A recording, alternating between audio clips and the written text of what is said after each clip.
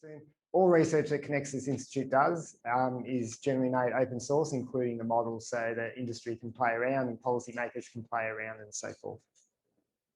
Unless it further confuses Inca or makes their job harder, I'm very happy to take questions through, and there'll probably be a couple of good chances to pause for questions as well. So feel free to ask. The Your Future, Your Safer background, Your Future, Your Super reforms came in and introduced as part of last year's budget. In this session, we mainly focus on the performance test. And then our concern is that the performance test in aggregate will actually have a negative impact on consumers rather than a positive impact on consumers. And there's a fair bit of work to unpack there to try and identify how we got to that result.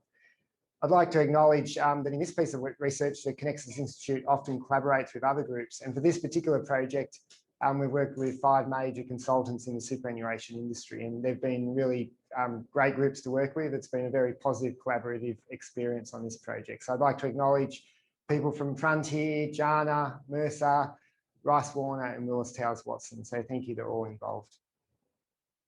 Should also say that the draft research hasn't been approved by all those parties yet, but the research that's at the front of this session has been signed off by all those groups. So let's step into the test, an overview of the Your Future, Your Super performance test. So it was part of the Your Future, Your Super reform package. And I've just taken a few slide shots from the announcement when it came out. You can see there, you can't read all the detail, but there's a lot of big numbers there. And they start to talk about the cost in the superannuation industry, the amount of members who have multiple accounts. So if you change employer, you might set up a new super fund without closing down your previous one. So you're incurring 2 lots of fees. That's a real problem for the industry. There's estimated to be 3 million multiple accounts in the industry. Government quotes that there's $100 billion of consumer money invested in underperforming funds. So there's a lot of issues that the government's tried to flag here. And they paint a picture of inefficiency across the industry and potential for improvement. And that's what's motivated this set of reforms. And those reforms was really a package of 4 reforms. The first was called Your Super Follows You, which is effectively stapling. So to get around this problem of multiple accounts, the first super fund that you are made a member of when you get your first job, that will follow you through all your subsequent careers unless you make an active decision to change funds. So that's a huge change in industry structure, and it's particularly designed to stop the creation of these multiple account issues. The second is empowering members to make it easier to choose a fund, and that's taking form of a government website to bring a lot more information to light. And I'm sure there's lots of people in the audience who will have views on that, such as Hazel. Holding funds to account for underperformance. This is what the performance test is all about and the focus of today. And then there's some additional policies around increasing transparency and accountability. So the best financial interests, best members financial. Oh, anyway, they've added an extra word or two to the definition of best member outcomes. And I'm probably underplaying that. And I know Scott Donald would have a lot more to say on that one than me. So actually, if I just go back a slide, you see in the middle of the pitch in the budget document that they're saying that this aggregate outcome will be about $18 billion better off for consumers over a 10-year period. About $10 billion of that over that 10-year period comes from the performance test. So just keep it in your heads, roughly $1 billion a year of net benefit to consumers is what the Treasury and government are forecasting from having a performance test in place. Now, this isn't, government policy that's come out of nowhere. It's come on the back of the Productivity Commission's review of superannuation. That was a 2.5, nearly 3-year review of efficiency of superannuation, and they had a large range of measures that were recommended, most of which, or a number of which, have informed the Your Future, Your Super reform package. The Productivity Commission did recommend a performance test, and government's altered it slightly from its from what was presented by the Productivity Commission. generally in a way it would be acted on rather than the nature of the test itself. The actual calculation of the test is reasonably similar to what the Productivity Commission recommended. I should also just point out that the performance test is roughly calculated by APRA at the moment already as one component of its heat map process. So let's talk about the test. How will it work from a process perspective? So the test is a rolling 8-year performance test, and there's sort of 3 results. One is that you pass the test, the second that you fail it for the first time, and the third possible outcome is that you fail it for the second or more consecutive time. In this case, if you pass, there's no change in your operating activities. If you fail for the first time, you must send a letter goes to members of that fund saying that, yes, we have underperformed. And in case you want to search for better performing funds and engage yourself to make an active decision. If you fail for the second or higher time consecutively, then that letter to members process applies, but it's accompanied by a ruling that you're not allowed to take any new members into your MySuper or into that fund. And so that's what funds are particularly worried about. And realistically, if you think about the 8-year rolling nature of a performance test, if you fail 1 year, you're probably quite likely conditionally to fail the second consecutive year. So let's go through calculation. So I'll try and keep the description of the test as simple as possible. But first of all, the test is tailored to characteristics of the super fund. It's tailored to the characteristics of their strategic asset allocation, which is an indication of their long-term targeted asset allocation. I'll actually return to that is defined, but super funds report to APRA their long-term targeted asset allocation, and then that is mapped to a set of public market benchmarks. So they're generally liquid market benchmarks, and that becomes a fund-specific benchmark for the year. And so a fund may review its SAA year to year, period to period, and that mapping in the that benchmark that will. So a benchmark of liquid market indices has been ascribed to your fund based on its SAA. Your fund performance is compared against that aggregate benchmark performance, and that results in your annual relative performance for your fund. That's after all investment fees. And then the final step in the calculation is to calculate an 8-year rolling compound performance. So it's pretty straightforward.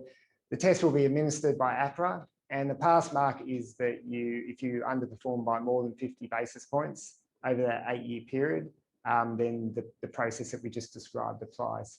So it does sound like, minus 50 basis points, it does sound like there is a bit of wriggle room there, and that's actually part of what we explore. Is there enough wriggle room to ensure that it's only the bad funds, true underperformers, which are captured, or is there room for actually good funds to statistically have some chance of failing the test?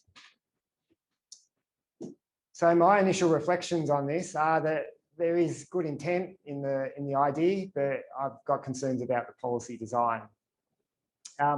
Performance, as someone who's been in research the area and been a practitioner in the area, it's notoriously difficult to assess.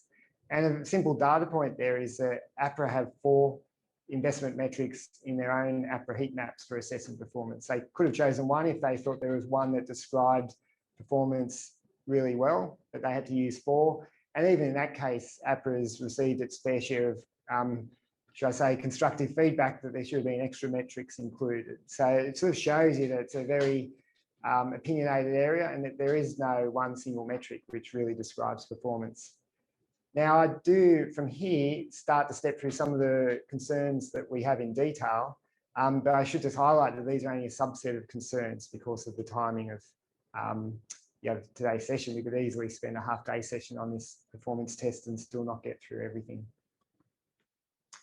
So some of the concerns, and what I'll do is run through the handful of concerns, primary concerns that we have, and then if we're good for time, I'll open it up to the audience in case they want to throw in some extra concerns that are particularly playing on their minds. Concern one is that the performance test only captures some elements of performance. So it really captures the implementation performance, and then the tactical parts of what you do, the short-term tactical decisions around asset allocation and the short-term tactical decisions around how much risk you take. So there is a typo on the screen. You should swap the top arrow with the cross below it. It should be the tactical risk. Managing your tactical level of tactical risk is captured in the performance test, but anything that's strategic is ignored and not included in the performance test. So just so I can explain that to you by example, imagine if over the last 10 years you thought that technology is going to be a key theme in global markets, and that Australia is more a resources and services-based economy. You might have made the decision to allocate much more of your risk target to global equities rather than Australian equities. That would have added a lot of value to your performance. Roughly for every 10% allocation, we've added about 50 basis points of return per annum over that 8-year period. That type of decision making isn't captured in this test. And there's a lot of academic research that shows that the amount of risk you take and the way you allocate that risk across asset classes is generally one of the largest drivers of performance. It's debatable what is the most significant driver of performance, and we're not trying to argue that here. We're just pointing out that the test misses some very important drivers of performance. Well, that actually has impact on the fairness of the test, but it also will impact the consumer aspects, and I'll give an example, provide an example of that later.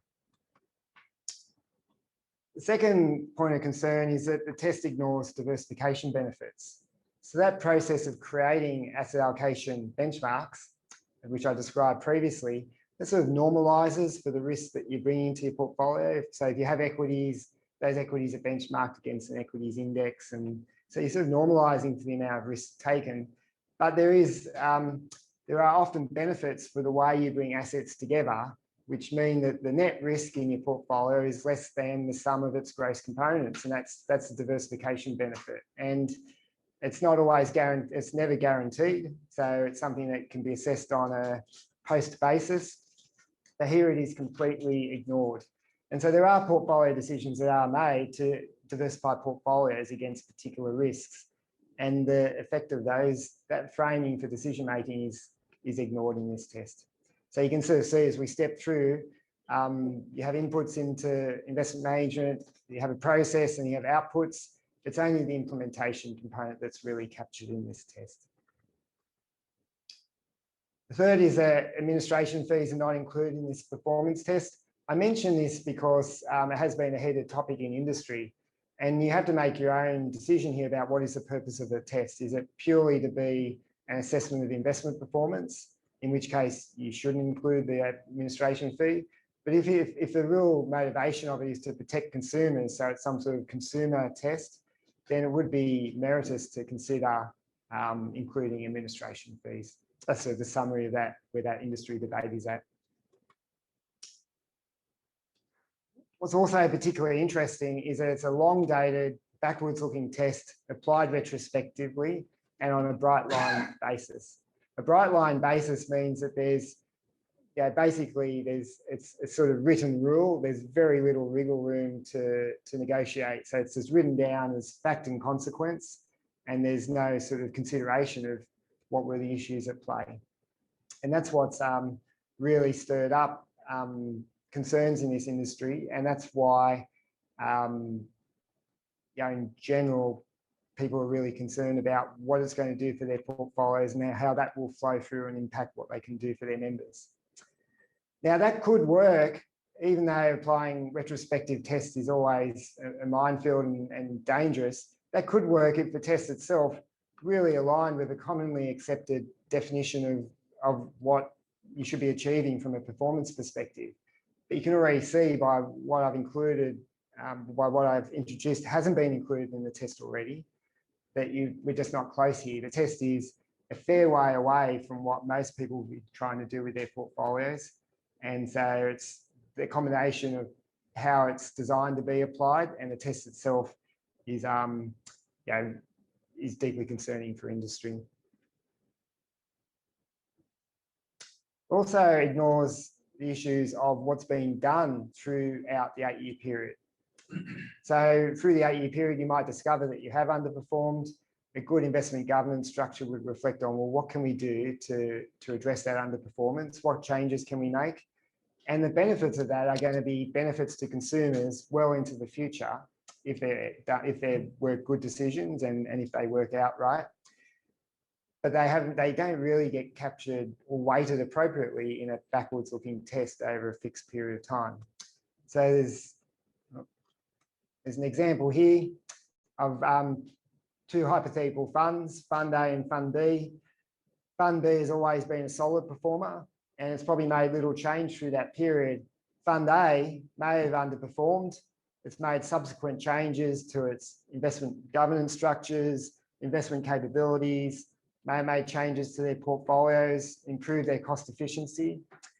And what you may have is actually now the ultimate outcome might be two portfolios which look very similar and very likely give very similar outcomes to consumers, yet one of those has probably failed the performance test and one hasn't. So, just because you have failed a particular performance test in the past doesn't mean you're going to give good performance or poor performance outcomes in the future. And I know a lot of people are constantly bringing this back to what ASIC say, that you're not allowed to mention that past performance is an indicator of future performance. So we have to disclaim that it's not the case. Yet here we have policy that is sort of implying that. So the benchmarking process itself will create this distorted concept of tracking error. So how much risk am I taking away from my SAA benchmark exposure? And so for those unaware, tracking error is a statistical measure of a portfolio's volatility relative to a benchmark. Now the test only uses a limited number of public market benchmarks.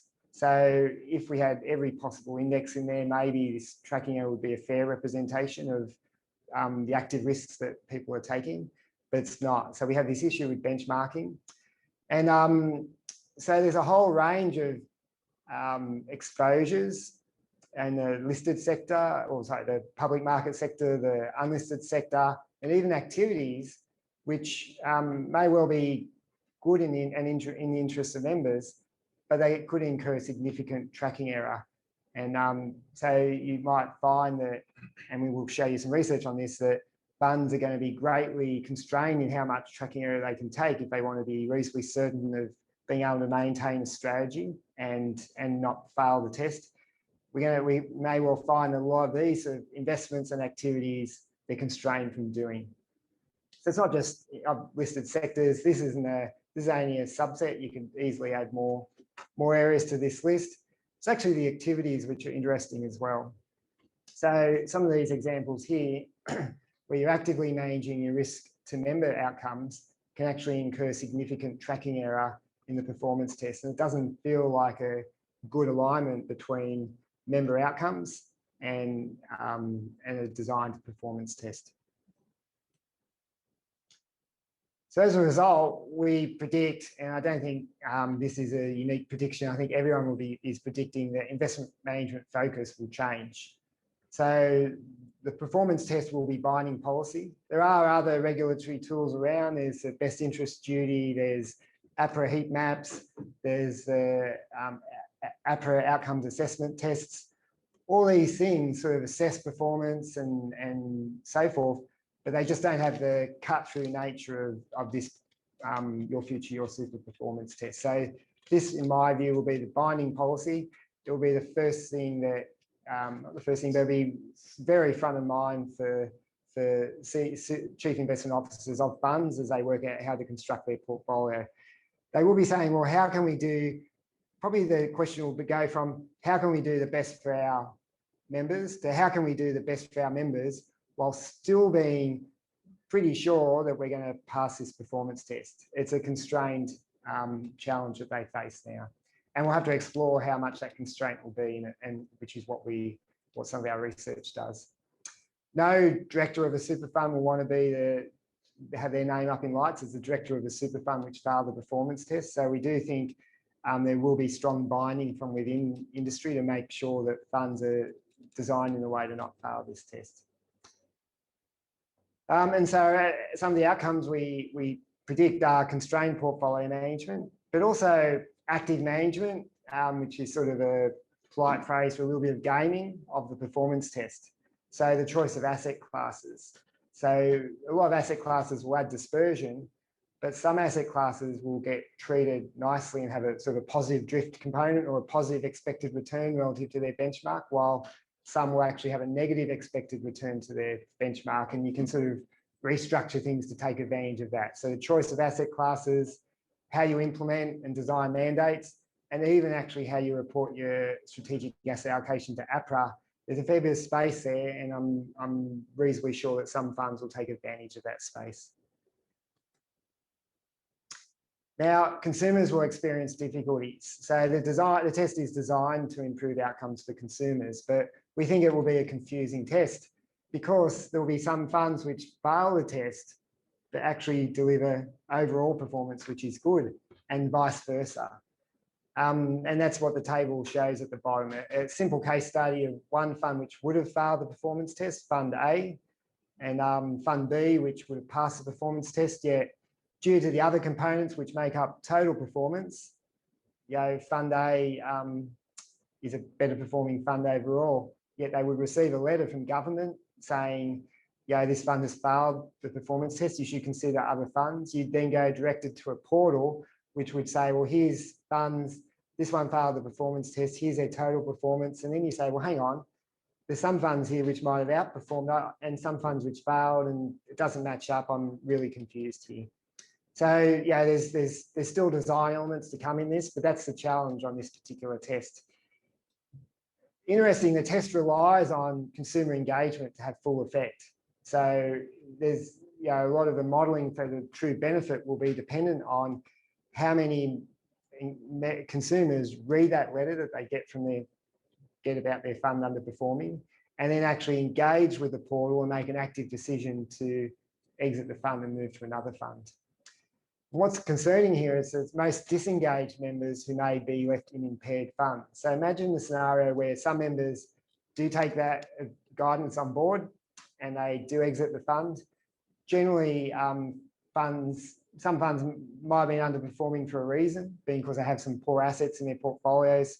Imagine if those assets can't be easily sold because they may be illiquid assets. Then they're going to sell down their liquid assets, probably be left with a slightly worse quality portfolio, which is punishing those members who are disengaged and didn't make that active decision. So, the idea of defaults is to protect the disengaged, and that's, I've got concerns about how that will work through this test.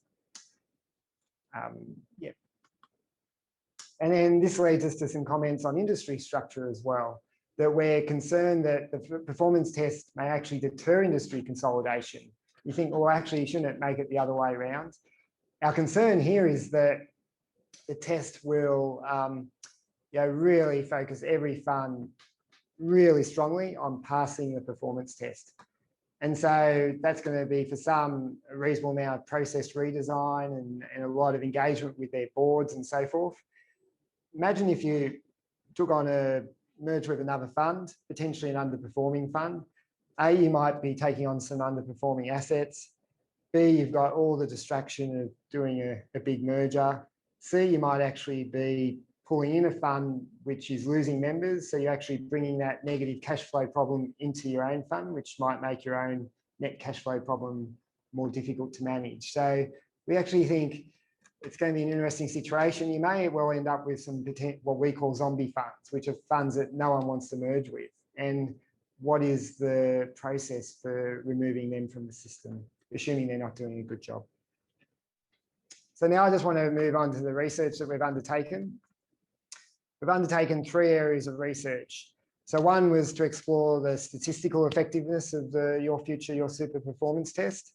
That research is complete. You can pull it down off our website with models and everything you like. The next is an exploration of what's the appropriate level of tracking error that funds will adopt over time.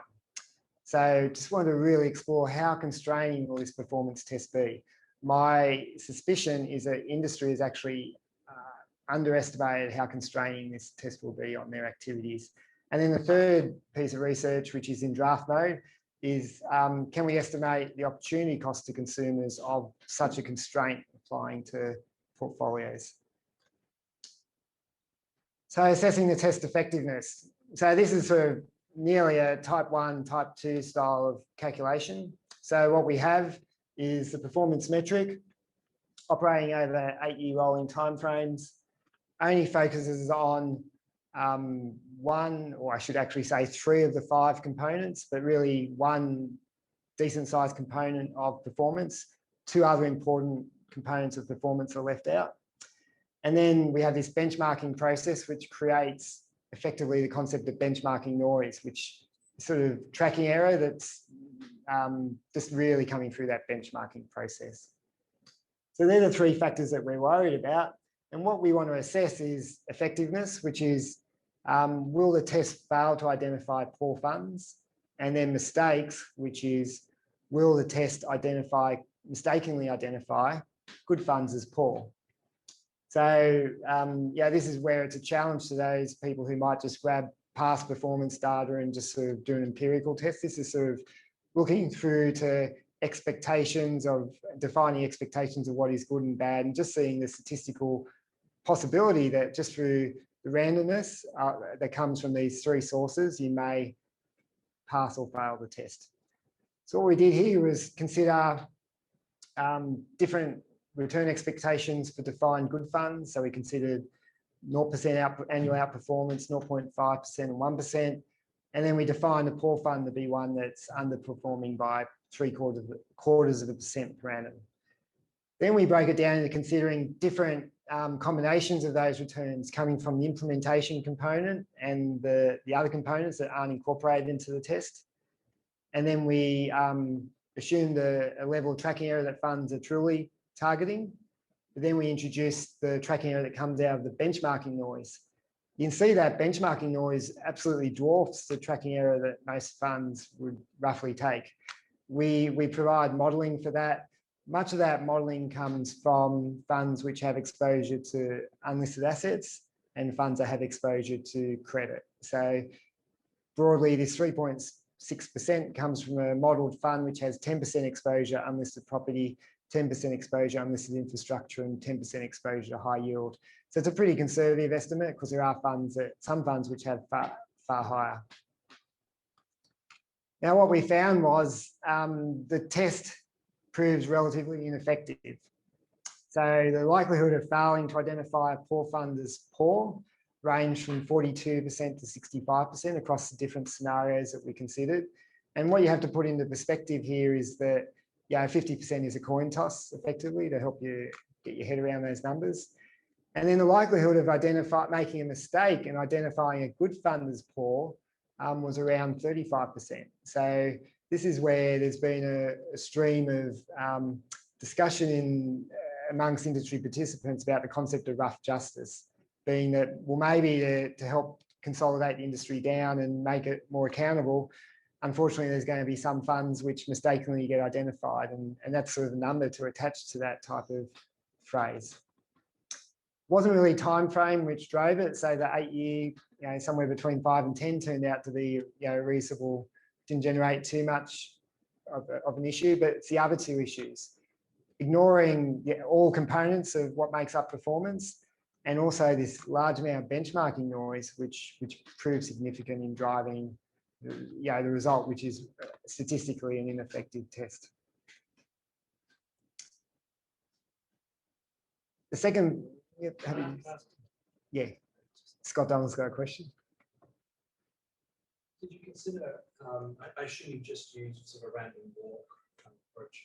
I would have thought that if markets autocorrelate for a bit, then that's going to cause that to look even worse, potentially. I'm not sure exactly how it will work out, but I worry that if you have markets that have a sort of a 2 or 3 year run, that's going to make that look a lot worse.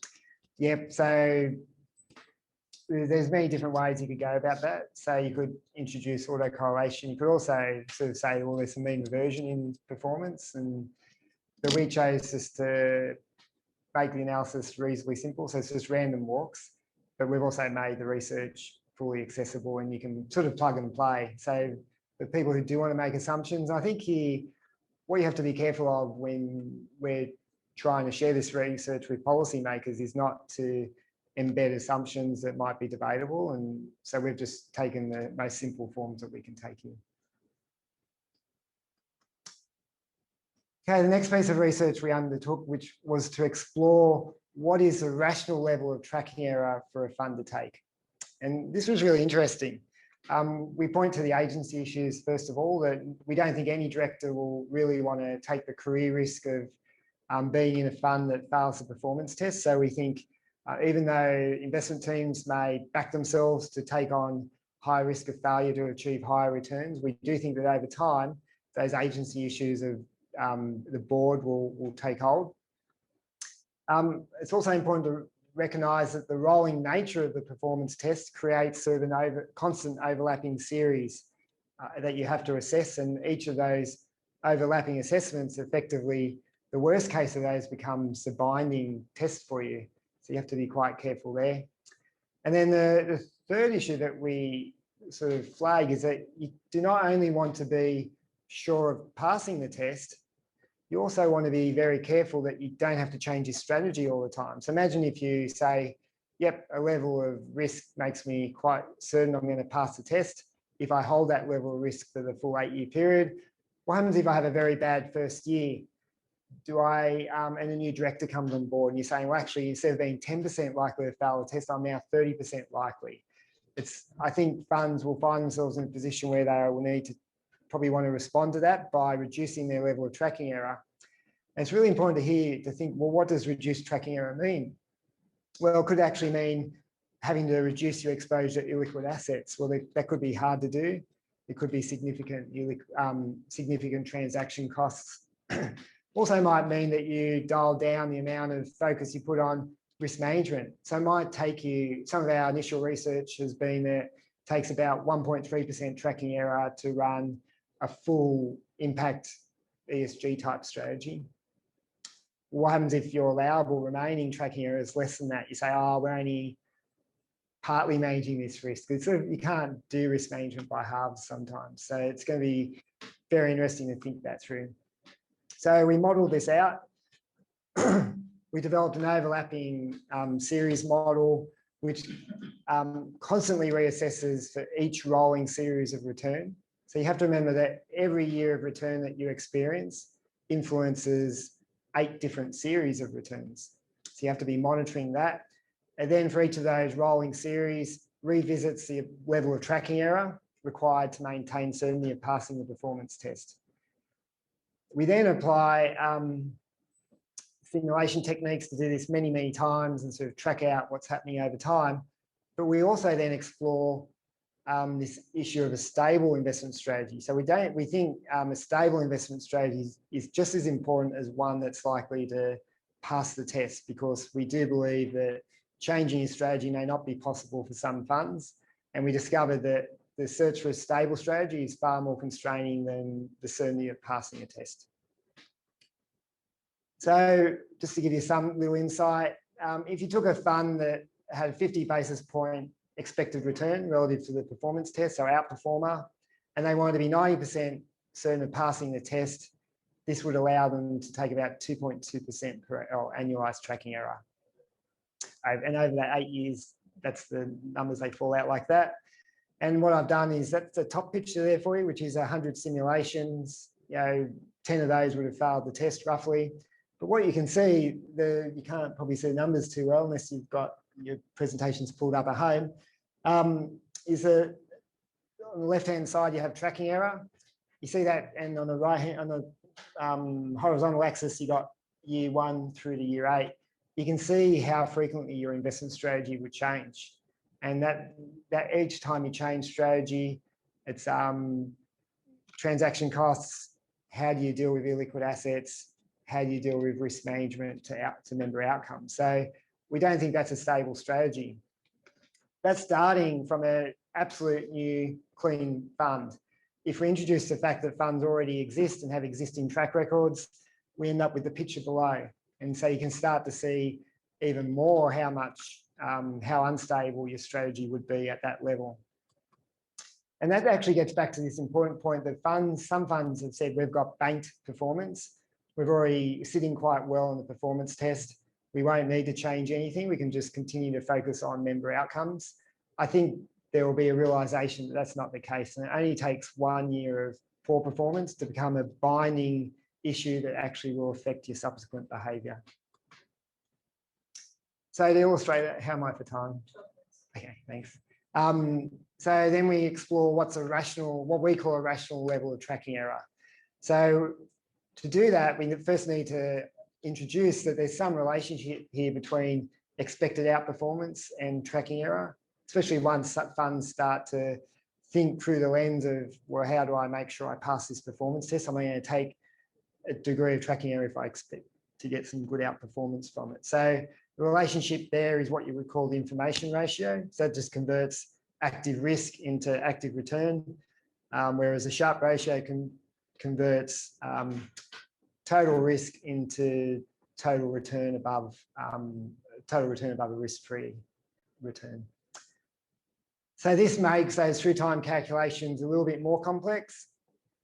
And what we do here is consider the case where a trustee always wants to be 90% sure of passing the performance test, and they always want to be 90% sure that they won't have to alter their investment strategy because of the concerns around the cost of having to constantly change your strategy. So what we see here is that the information ratio, we consider different levels. We just work off that 0.21 in the middle, which is a reasonably conservative level.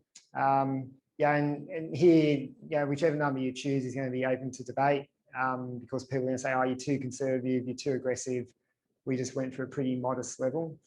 What we can see is that full period tracking error could be around 2% if you weren't worried about the stable strategy. But once you say, hey, I need a stable strategy that I can communicate to my members, that I don't have to constantly update and republish changes to my membership, incur those transaction costs and so forth, you can see how greatly that comes in. It goes from 2% to 0.7% tracking error, which is a really small amount of tracking error under this test environment, given that the benchmarking process creates a lot of tracking error noise.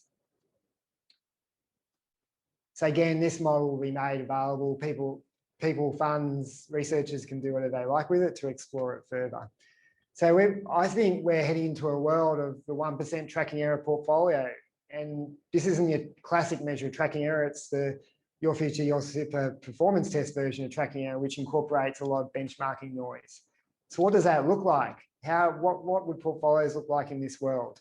Well, the example I gave before, which was 3.6% tracking error, having 10% exposure to those three asset classes, unlisted property, unlisted infrastructure, high yield, you can now have less than 10% total in those three sectors. So it'd be a huge change in portfolio structures. It would be difficult to fully reflect ESG risk management process. If you look at the tracking error between SRI options, socially responsible investment options, and traditional default options offered by super funds, the tracking errors between those two is often greater than that 1% number. And then we just would find that you're disincentivized, or you don't have much space to actively manage risk to member outcomes. So if you ever chose to do like a volatility targeting overlay, which is what Mike Sheris has been working on, for instance, that would fart you up more than this allowable level of tracking error. If you wanted to introduce some portfolio protection through put options in a particular market bubble, that would probably chew up far more than your budget, depending on sizing and so forth. So that's sort of the world that we think we're stepping into. And so that research will be released soon, hopefully within the next couple of weeks, and in final version, but I don't think those results will change. We're pretty comfortable with that analysis. The last piece of analysis is what's in draft at the moment. And so what is the opportunity cost to consumers? So if we expect active risk will if we expect the performance test will reduce the active risk that's being taken across industry because portfolios are far more constrained, potentially there's an opportunity cost here in terms of performance. And that's where this information ratio comes back into it. Now, I should defend the information ratio here. We assume a 0.2 information ratio, and that means that if you take active risk, you expect to get active returns after fees. Now, this then gets you into that huge debate around whether active management within asset classes adds returns or not. But we don't even have to go into that debate, because the way the performance test works is that taking some forms of market exposure actually creates a tracking error. So, if you invest in the high yield, for instance, you're benchmarked against the composite bond index. That the high yield index offers a higher yield. The history has shown that you're more than compensated for the default risk, the default losses that come with investing in high yield. So you would expect, I think it's nearly most people would expect that over long term, you expect to outperform by investing in high yield bonds versus traditional bond indices. That's what the motivator for this 0.2 number is. It could actually be higher if you looked through it on that basis, but we've just sort of taken a conservative assumption here. And that means that we can do analysis like this, where we say, well, look at the assets across the industry. We've left out the government funds here, because the public sector funds, because they're not going to, most of those won't be included in the performance test. We've looked at the assets in those sectors, assessed what's in DC versus DB. And then we've sort of said, well, what is our estimate of the current benchmark tracking error used in these sectors at the moment? Again, we're just being conservative here, because we know this fund's doing a lot more than this. And then we introduce that 1% tracking error world and introduce the information ratio 0.2.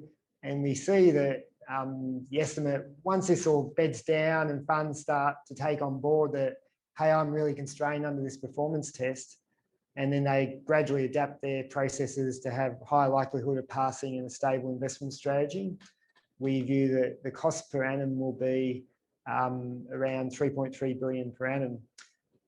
This is interesting if we go back to the very start, because the benefits proposed of the test were about $1 billion per annum year of benefits, but we're sort of conservatively estimating $3.3 billion of opportunity costs. So that's why we don't want this piece of research to be shared out any further than this forum, but I'm presenting it to you because I'm really welcome feedback on it. It's controversial, but we feel, again, we make it open source. People can change assumptions, critique it, and I'm happy to share it and appreciate your feedback here.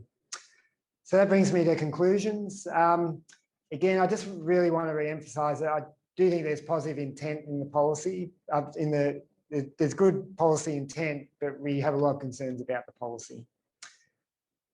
So we think there's a lot of undesirable outcomes. There's a lot of areas that we have concerns about. The full package has even more concerns, although probably on those, there's definitely different views amongst different parts of industry, whereas on the performance test, it's reasonably uniform that everyone is concerned about the impact of the performance test. So we've highlighted some concerns for you today relating to super funds and how they manage assets into the future, the impact on consumers, lightly. I think there's more experts at this webinar than me, and industry structure. And what our research highlights is that we expect the test to have statistically low effectiveness because it misses out key components of return, and it also introduces a lot of benchmarking noise, which impacts statistical tests. It will heavily impair portfolio management flexibility. So maybe it's 5 years' time we get to the world of the 1% tracking error world for funds. And then finally, we think there's our preliminary research shows that there's a large opportunity cost to consumers. So, so thank you for your time, and open it up to questions.